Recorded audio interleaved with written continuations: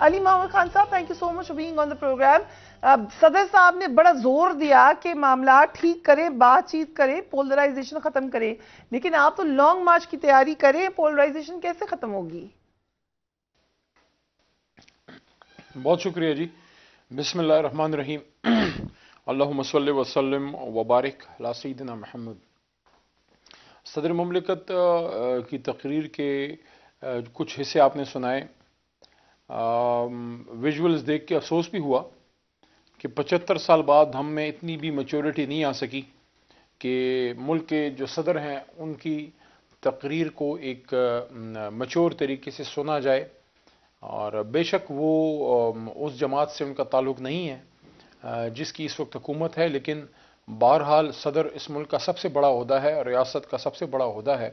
اور عارف علوی صاحب ہمیشہ, چونکہ خود ایک پولیٹیکل ورکر ہیں, اور ہم سب کے لیے یہ باعث افتخار ہونا چاہیے کہ ہمارا ملک کا صدر کوئی پلانٹڈ آدمی نہیں ہے, کوئی کسی کا من پسند نہیں ہے. وہ عمران خان صاحب کے پرانے ساتھی ضرور ہیں, لیکن ان کے اس طرح سے بلو آئیڈ نہیں ہے کہ ان کو بٹھا دیا کہ صدر بن جاؤ. یہ آدمی 2 بار اپنی سیٹ کراچی جیسی مشکل جگہ سے جیت کے آیا ہے, پارٹی کا سیکرٹری جنرل رہا ہے, پارٹی کا پرانا کارکن رہا ہے, خود سیلف میڈ آدمی ہے, ڈاکٹر ہے. یہ تو ہم سب کے لیے خوشی کی بات ہے کہ ملک میں ہم کسی زمانے میں لوگ یہاں, لیکن ہمیں کسی اور ملک کی باتیں بڑی پسند ہوتی ہیں. آپ یہ کہہ رہے ہیں کہ جیسے اپنے گھر کی مرغی دال برابر ہوتی ہے. جیسے آپ نے میچورٹی دکھائی تھی وہ نہیں دیکھی آج ہم نے. سنیں نا, جیسے آپ نے وی او این سی والے دن دکھائی شروع کر دیتی ہیں. میں تو صرف یہ عرض کر رہا ہوں کہ کسی زمانے میں یہاں لوگ ڈاکٹر عبدالکلام صاحب کی باتیں کیا کرتے. دیکھیں ڈاکٹر عبدالکلام کو انہوں نے صدر بنا دیا, فلانا کر دیا. ہندوستان کو دیکھیں اتنے قابل لوگوں کو لگاتے ہیں. ہمارا جب لگ جاتا ہے پھر اپنے گھر کی مرغی دال برابر ہوتی ہے. تو ہمیں اپنے عہدوں پہ جو لوگ بیٹھے ہیں عہدوں کا بھی وقار ہونا چاہیے. اور جو آپ نے بات کی ہے, دیکھیں جو صدر مملکت نے کہا ہے کہ پولرائزیشن کم کریں, تو وہ صرف حکومت کو نہیں کہہ رہے, وہ اپنی جماعت کو بھی کہہ رہے ہیں. تو اس کو تو پازیٹیو سپرٹ میں سب کو لینا چاہیے, تو بجائے اس کے بائیکاٹ کر کے سب باہر بیٹھے ہوئے تھے. مجھے بڑا عجیب لگا. اگر آپ یہ پوائنٹ ریز کر رہی ہیں کہ ہم نے کہیں کبھی کسی کی بات نہیں سنی, تو جو جہاں سننی چاہیے تھی, پولیٹیکل میچورٹی ہونی چاہیے, ہمیں بھی سننی چاہیے تھی. کبھی آپ احتجاج بھی کرتے ہیں, لیکن آج کے ماحول میں, آج کا جو ماحول ہے, جو سیاسی ایک پراگندہ ماحول ہے, میں یہ لفظ یوز کروں گا کہ بڑا ایک کھچڑی سی پکی ہوئی ہے, جس میں یہ پاکستان کی حالیہ تاریخ میں آپ سن 85 سے دیکھ لیں, بلکہ 88 سے جب مرحوم ضیاء الحق صاحب کا دور ختم ہوا اور محترمہ بینظیر بھٹو صاحبہ پہلی بار وزیر اعظم بنی, اس زمانے سے لے کے آج تک میں ایک گنوا سکتا ہوں, لیکن ٹائم کم ہے. صرف یہ کہوں گا کہ یہ پہلی حکومت ہے جس کا وزیر اعظم صرف 25 کلومیٹر میں اس کا عمل دخل ہے, باقی اس کے گرد و نواح میں تمام صوبے اس کے خلاف ہیں. تقریباً 1 کروڑ لوگ بنے ہوئے کا جو علاقہ ہے, جو لوگ ہیں, تو وہ آپ کے خلاف ہے, وہ آپ کے ساتھ نہیں ہے. اس طرح کہہ لیں, پنجاب آپ کے ساتھ نہیں ہے, خیبر پختونخوا نہیں ہے, کشمیر نہیں ہے, آزاد کشمیر نہیں ہے, گلگت بلتستان نہیں ہے, سندھ میں بھی کسی اور جماعت کی حکومت ہے جس کے ساتھ آپ ایسی سیاسی ساجھیداری ہے, لیکن آپس میں کوئی محبت کا کوئی وہ نہیں ہے. تو ان حالات میں کیا موجودہ حکومت کو اس سیاسی گن سے نکلنے کا اور ایک حل کی طرف جانے کا ان کو بھی نہیں سوچنا چاہیے؟ تو بالکل ڈائیلاگ ہونا چاہیے, لیکن ڈائیلاگ کس پہ ہو؟ اگر اس پہ ڈائیلاگ کرنا ہے کہ آئیں اپنے تعلقات بہتر کریں, تو وہ ایسی فضول بات ہے. ڈائیلاگ اس پہ ہونی چاہیے کہ سٹارٹنگ پوائنٹ کیا ہے, کہ الیکشن ہم نے کرنا ہے, الیکشن جلد ہونا ہے, اس کے لیے کیا موڈیلٹیز ہیں. آئیں یہ بات کریں, اس پہ آج کی اپوزیشن یعنی ہم لوگ بیٹھ کے بات کرتے ہیں. کیا ہم امریکہ کے تعلقات پہ بات کر سکتے ہیں؟ آج صدر عارف علوی نے بڑی کھل کر بات کی, انہوں نے حکومتی اقدامات کی تعریف کی. یہ نظر آیا کہ اوپن ہارٹیڈلی انہوں نے سراہا ہے حکومت کو. آپ بھی سراہیں گے ان اقدامات پر؟ نہیں, میں تو بصد احترام تھوڑا سا ڈفر کروں گا. اس کی ریزن یہ ہے کہ اس حکومت کے پاس مینڈیٹ ہی نہیں ہے اس طرح کے کاموں کا. اس کی ریزن یہ ہے کہ یہ بھی پاکستان کی حالیہ تاریخ میں پہلی بار ہوا ہے کہ 100 سے زیادہ 150 کے قریب ہماری, جب 123 تو ہمارے ممبرز نے استعفے دیے تھے, یہ اس سے علیحدہ ہیں جو ہم سے ادھر ادھر ہو گئے. تو آپ یہ دیکھیں کہ 150 کے قریب سیٹیں جیتنے والی جماعت کو سائٹ پہ کر کے 100 سے کم جیتنے والی 80 سیٹیں جیتنے والی جماعت کو جو ہے وزیر اعظم بنانے کا ایک موقع جس نے بھی دیا, جدھر سے بھی آیا, امریکہ سے آیا, جو بھی ماحول بنا وہ سب کو پتا ہے. تو ان حالات میں آپ مجھے یہ بتائیں, کیا ان کے پاس یہ مینڈیٹ ہے کہ یہ فورن افیئرز اور اکنامک ایشوز کو اس طرح سے, جس بات پہ ہمارے خلاف ہی نکلے تھے کہ مہنگائی ہے, وہ تو 3 گنا ہو گئی. تو وہ تو جس پریمس پہ آپ نکلے تھے، آج ڈالر کی اور پیٹرول کی آپ حالت دیکھ لیں، آٹے کی حالت دیکھ لیں، لوگ بوند بوند کو جو ہے وہ پیٹرول کی اور آٹے کے ایک ایک نوالے کو جو ہے وہ روٹی کے ترس رہے ہیں. تو ان حالات میں ان کے لیے مناسب یہ ہے کہ اس سے نکلیں.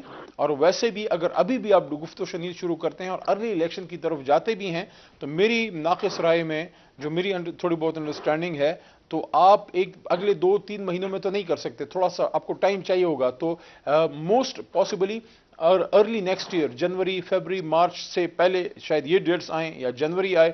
لیکن ابھی اکتوبر تو شروع ہو چکا ہے، تو ٹھیک جب شروع ہو جائے سمجھیں ختم ہے. تو رائٹ نومبر اور دسمبر ہے، نومبر ٹھیک میں ایک امپورٹنٹ اپوائنٹمنٹ بھی ہے، تو دسمبر میں تو کر نہیں سکتے. تو اس وجہ سے یہ ہے کہ اگر ارلی الیکشن کی طرف بھی ہم جاتے ہیں تو کم از کم 2-3 مہینے تو بیچ میں گیپ ہیں.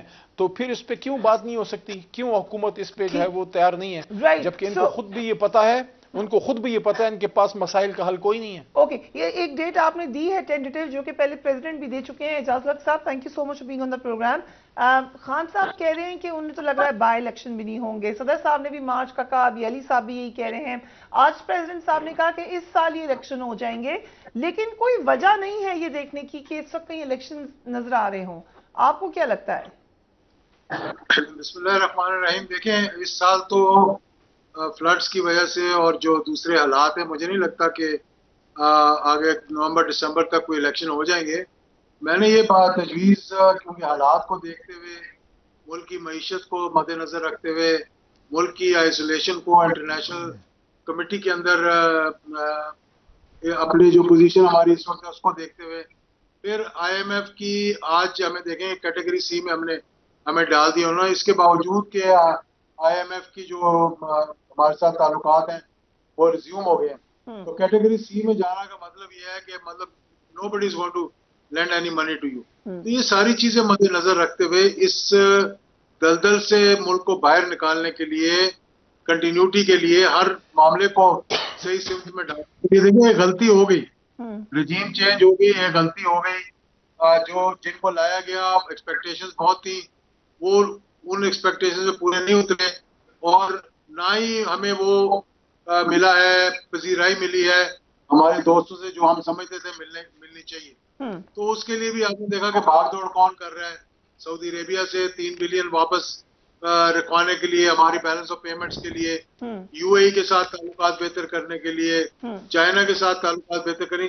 ان تمام معاملات کو اگر سامنے رکھا جائے اور ہم اپنے معیشت کی حالت دیکھیں، بجلی، انرجی، گیس، آگے آنے والے دنوں میں سردیوں کے اندر جو حالات بننے کو جا رہے ہیں، تو بہتر یہ ہے کہ میں سمجھتا ہوں کہ 3-4 مہینے، میں کئی مرتبہ یہ کہہ چکا ہوں کہ بجائے نومبر 2023 میں الیکشن ہونے ہیں، ایک ڈیٹ دے کر آپ چاہے وہ 3 مہینے پہلے کی دے دیں، 4 مہینے پہلے کی دے دیں، آپ سب کو انگیج کر سکتے ہیں. اور اس وقت ضرورت اس بات کی ہے کہ آپ سب کو انگیج کریں. خان صاحب نے بھی جو بات کی ہے اس میں انہوں نے کہا کہ اگر آپ سائفر پہ تحقیقات کروا دیں، میں اسمبلیوں میں جانے کے لیے تیار ہوں. میرے خیال میں ان کو یہ بھی کہنا چاہیے تھا کہ اگر آپ الیکشنز کی ڈیٹ اناؤنس کر دیں تو ہم سارے اسمبلیوں میں بیٹھ کر معاملات کو طے کر لیتے ہیں کہ ہم نے یہ نٹی گریٹیز کو کس طرح، مطلب الیکشن کمیشن سے لے کر ای وی ایم سے لے کر اوورسیز پاکستانی، بہت سے مسائل ہیں جو کہ مطلب ڈفرینسز ہیں دونوں پارٹیز کے اندر. یعنی دونوں پارٹیز میں کہہ رہا ہوں کہ تمام جماعتیں اور ایک جماعت جو ہے ایک طریقہ اعجاز الحق صاحب نے بھی رکھا ہے ٹیبل پہ پولرائزیشن سے نکلنے کا. پولرائزیشن تو بہرحال موجود ہے اس وقت اور پیک پر ہے. اسی لیے جب آج پرائم منسٹر نے تقریر کی، ابھی ایک لسٹ آف پرابلمز بتائی ہے جو کہ اس وقت ایشوز ہیں پاکستان کے. اس میں آپ کی فورن پالیسی ہے، اس میں آپ کے بہت سارے معاملات جو رکے ہوئے ہیں، اس میں اکانومی بہت بڑا ایشو ہے. یٹ دا پرائم منسٹر زیادہ تر بات انہوں نے کی عمران خان صاحب کے اوپر. فراڈیہ کا لفظ استعمال کیا. انہوں نے یہ بھی کہا کہ آرٹیکل 6 کا ذکر کیا گیا. پھر انہوں نے کہا عمران خان اور اس کا ٹولہ اوچھے کنڈے استعمال کر رہے ہیں. جو ملک یا بیرونی ملک لوگ مدد کرنا چاہتے ہیں ان کو بد ظن کر رہے ہیں، چور چور کہہ کے. شکایتوں کا ایک انبار نکالا پرائم منسٹر نے اگینسٹ عمران خان. علی کوہر صاحب، کیا یہ اور سیریس ایشوز پہ آپ کو توجہ نہیں دینی چاہیے؟ اتنا زیادہ پریشر نظر آیا آپ کے اوپر، کیوں؟ بسم اللہ الرحمن الرحیم. دیکھیں، صورتحال یہ ہے فریہ کہ میں ابھی علی محمد صاحب کی بات سن رہا تھا اور اجاز الحق صاحب نے بھی کمنٹ کیا اور پھر آپ نے بھی اپنے انٹرو میں کچھ چیزیں جو عمران خان صاحب کے بیانات ہیں وہ دکھا رہی تھیں.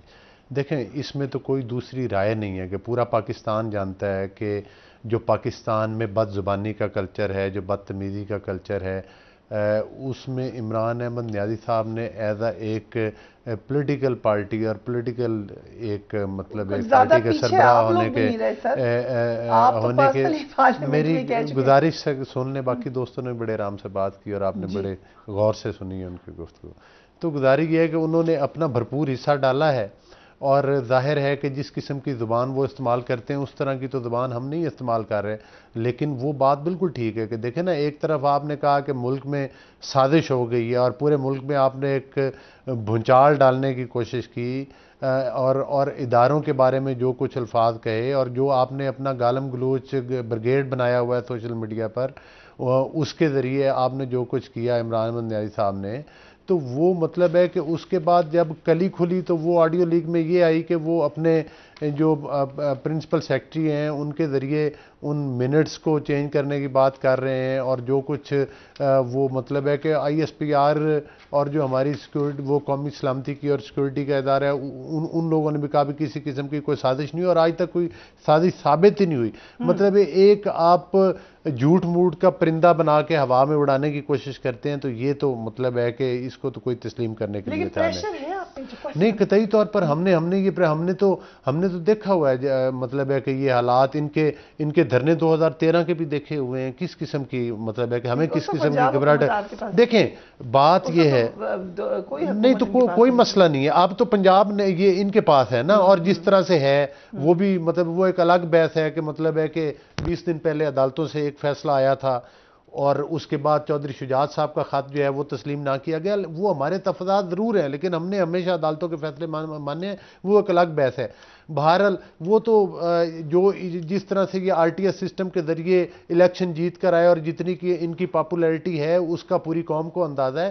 اور بات یہ ہے کہ یہ کہتے ہیں کہ جناب یہ شہباز صاحب جو ہیں وہ 25 کلومیٹر کے وزیر اعظم ہیں, تو ان سے یہ پوچھیں کہ اس 25 کلومیٹر کے اندر ان کو وہ 25 کلومیٹر جو ہے نا وہ ہضم نہیں ہو پا رہا ہے.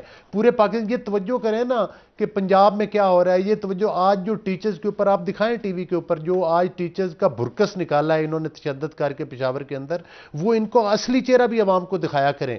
آپ وہ ویژول دکھائیں کہ آج ان کے اوپر انہوں نے شیلنگ کی ہے, آج ان کے اوپر تشدد کیا ہے اساتذہ کے اوپر. اور ایک میں ٹاک شو میں بیٹھا ہوا تھا اور ان کے پارٹی کے بندے کیا کہہ رہے تھے, یہ چند ماسٹر, مطلب یہ ان کا لب و لہجہ ہے, یہ بات ہے گفتگو کرنے کی. دوسری بات یہ ہے کہ آج آپ دیکھیں کہ معیشت کے اشاریے بہتری کی طرف جا رہے ہیں. جو ڈالر کا یہ روز وہ راگ لاپتے تھے, اب وہ ڈالر نیچے آنا شروع ہو گیا ہے. اب پاکستان کے حالات معاشی طور پر جو ہیں وہ بہتری کی طرف جا رہے ہیں. جو ہماری سٹاک مارکیٹ ہاں اب مہنگائی بھی نیچے آئے گی, ہم مہنگائی کو نیچے لے کر آئیں گے. یہ آپ کی پروگرام کی وساطت سے بھی اور اسحاق ڈار صاحب بھی اس چیز کا ذکر کر چکے ہیں کہ اگلا ظاہر ہے خان صاحب نے پاکستان کی معاشی تباہی اس طرح سے کی ہے, خان صاحب نے پاکستان کی سیاسی تباہی اس طرح کی ہے. مجھے یہ بتائیں, ابھی آپ انٹرو میں بتا رہی تھی کہ جی خان صاحب کہہ رہے تھے کہ یہ فلاں چور اور فلاں چور وہی 2013 سے جو انہوں نے رڑ لگائی ہوئی ہے. مجھے یہ بتائیں کہ ان کے دور حکومت میں جتنی کرپشن ہوئی ہے اور جس لیول کی مرکزی حکومت نے کی ہے اس کے کہیں ثبوت ملتے ہیں؟ نہیں ذکر کرنا پڑے گا کم از کم 2 چیزیں. مجھے یہ بتائیں آج تک یہ بی آر ٹی پشاور کے پیچھے اسٹے آرڈر کے پیچھے چھپے رہے. کرونا کا فنڈ جو باہر کے ممالک سے آیا اس کے اوپر بھی کرپشن ہوئی, انہی کو آڈیٹر جنرل نے وہ لگایا. بھائی تحقیقات وہ توشہ خانہ کیس کیا ہے, فرا گوگی صاحبہ کو ملک سے فرار کس نے کروایا مجھے یہ بتائیں, اور وہ کیوں نہیں ان کو